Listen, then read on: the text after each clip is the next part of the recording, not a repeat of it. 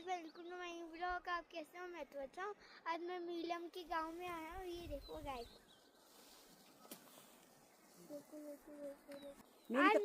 आज मेरी mummy blog में बोलेगी। हेलो दोस्तों, नमस्कार। मैं अभी बोल रही हूँ मीलम गांव से।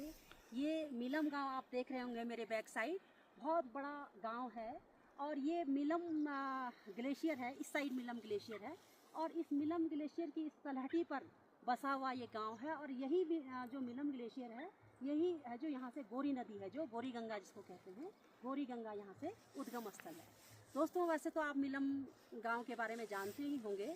अगर नहीं भी जानते हैं तो मैं आपको बताना चाहूँगी, ये मीलम गांव है जो 1962 से पहले ये बहुत बड़ा गांव हुआ करता था। और ऐतिहासिक दृष्टि से, व्यापारिक दृष्टि से एक बहुत ही महत्वपूर्ण गांव हुआ करता था। उस समय यहाँ पर इतनी चहल पहल हुआ करती थी कि हमारे जो पूर्वज बताया करते थे। क्योंकि ये गांव है जो जब यहाँ पर यहाँ के व्यापारी लोग, कुमाऊँ के जो व्यापारी लोग हैं, वो तिब्बत से जब व्यापार करते थे तो यहीं पर ही वो व्यापारिक मंडी थी जहाँ से ये लोग हैं जो तिब्बत में जाते थे और वहाँ का सामान यहाँ से और यहाँ का सामान वहाँ ट्रांसफ़र करते थे। तो सामरिक दृष्टि से देखा जाए दोस्तों, तो ये नीलम गांव है जो बहुत ही महत्वपूर्ण गांव है। और अब है जो भारत सरकार ने इस गांव को है जो पुनः बसाने की कोशिश कर रही है। और यहाँ पर सड़कें भी अब पहुँच गई हैं। और यहाँ पर आना बहुत ही पहले दुरूह हुआ करता था, पैदल मार्ग था। लेकिन अब है जो सड़क बिल्कुल यहाँ तक बिल्कुल गाँव के बीच तक सड़क आ रही है। और एक बात और बताना चाहूँगी दोस्तों कि मेरे जो फोरफादर हैं वो भी इसी गांव के रहने वाले हैं। और ये मेरे लिए बड़े सौभाग्य की बात है। तो सबसे पहले मैं अपने इस फोरफादर की इस धरती को प्रणाम करती हूँ, नमस्कार करती हूँ कि आज मैं अपने परिवार, अपने मित्रों के साथ है जो यहाँ पर आई हूँ और इस पवित्र धरती को है जो छूने का एहसास कर रही हूँ, अपनों का एहसास कर रही हूँ। तो दोस्तों देखिए, ये प्रकृति का नियम है कि परिवर्तन जीवन में होता रहता है, एक रहस्य है ये। और कभी ये जो इतनी चहल पहल हुआ करती थी, आज है जो बिल्कुल वीरान पड़ा हुआ है। और ये इंतज़ार कर रहा है कि कब मेरे अपने लोग आएंगे और इस गांव को फिर पुनः बसाएंगे। तो इस रहस्य को दर्शाते हुए मुझे एक गीत की चंद लाइनें याद आ रही हैं, मैं जो आपके सामने रखना चाहूँगी।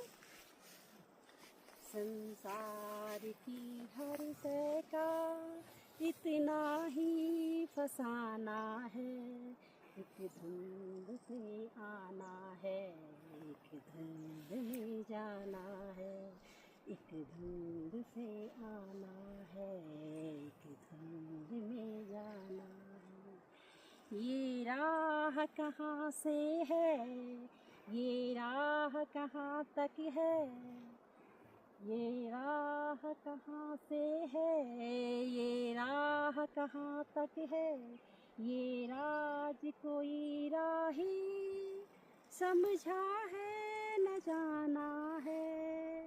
संसार की हर शय का इतना ही फसाना है, एक धुंध में जाना है, एक धुंध में जाना है। एक पल की पलक पर है ठहरी हुई ये दुनिया, एक पल की पलक पर है ठहरी हुई ये दुनिया, एक पल के झपकने से हर खेल सुहाना है। संसार की हर शय का इतना ही फसाना है, एक धुंध में जाना है, एक धुंध में आना है, एक धुंध से आना है, एक धुंध में जाना है। हम लोग खिलौने हैं एक ऐसे खिलाड़ी के, हम लोग खिलौने हैं एक ऐसे खिलाड़ी के, जिसको अभी सदियों तक ये खेल रचाना है। संसार की हर शय का इतना ही फसाना है, एक धुंध से आना है, एक कि धुंध में जाना है, एक धुंध से आना है, एक धुंध में जाना है, एक धुंध से आना है, एक धुंध में जाना है। जब मैं अभी अच्छे रहेंगे, लाइक करना, शेयर करना, सब्सक्राइब। तब के लिए बाय बाय। संसार की हर शय का इतना ही फसाना है, एक धुंध से आना है, एक धुंध में जाना है, एक धुंध में आना है, एक धुंध में जाना है। ये राह कहाँ से है, ये राह कहाँ तक है, ये राज कोई राही समझा है न जाना है। संसार की हर शय का इतना ही फसाना है, कि धुंध में जाना है, कि धुंध में जाना है।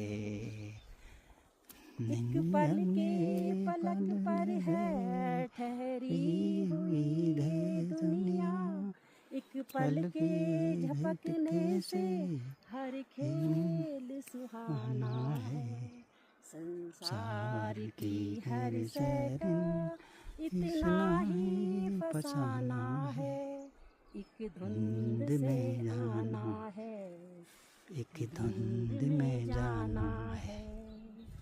हम लोग खिलौने हैं एक ऐसे खिलाड़ी का, हम लोग खिलौने हैं एक ऐसे खिलाड़ी के, जिसको अब सदियों तक ये खेल रचाना है।